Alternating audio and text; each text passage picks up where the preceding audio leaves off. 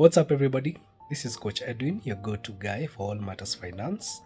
And in today's video, we're diving into a very interesting topic. And the topic is whether you should rent or buy come 2026.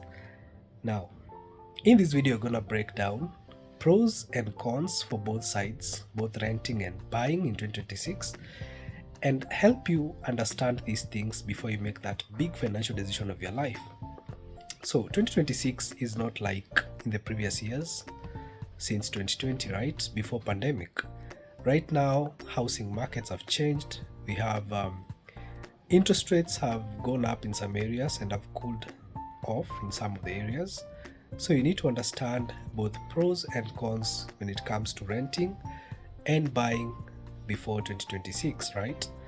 And before we dive right into those things, I would like you to like the video, subscribe to the channel, and let's continue with the video. So what are the pros and cons of, let's say, renting, for instance?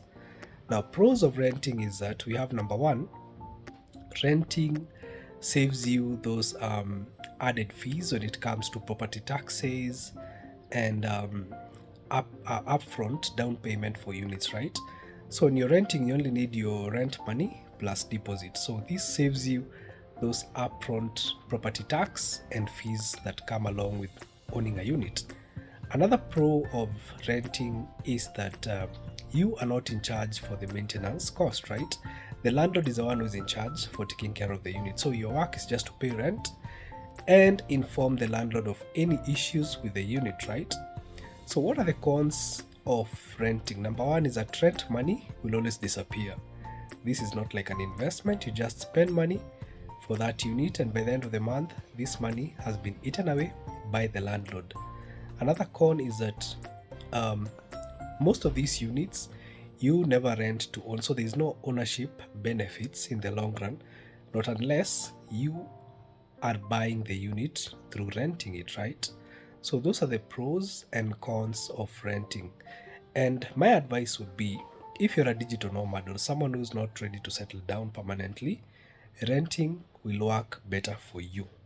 But if you're after stability and maybe long-term investment, then I believe and suggest that you should buy a unit come 2026. So now let's move on to the other side, which is buying in 2026.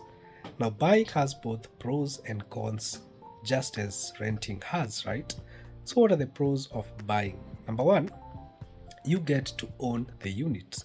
You get to own the space, and in this space you can do whatever you want with the space. You can set up a business, you can decide maybe to practice some poultry farming, and so on and so forth. So you get to be in control, full control of the space. That's one benefit. Another pro is that when you buy, you'll avoid wasting money on rent, right? Like previously, as you said, rent money just disappears with the landlord, right? Now you become the landlord, whereby you will save the money that would have rather been used on renting, right? So what are the cons of buying? Number one is that maintenance and repair cost now become your full responsibility, right? Secondly, you'll have to pay property taxes, those upkeep fees for the unit. So in the long run, you become in charge of these entities, right? So those are the pros and cons of buying in 2026.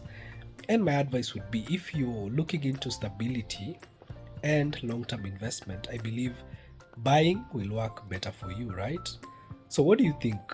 Is 2026 going to be that year where you're going to decide to buy a unit for yourself or continue renting smart? Please drop us a comment. Let us know what your decision is for the year 2026.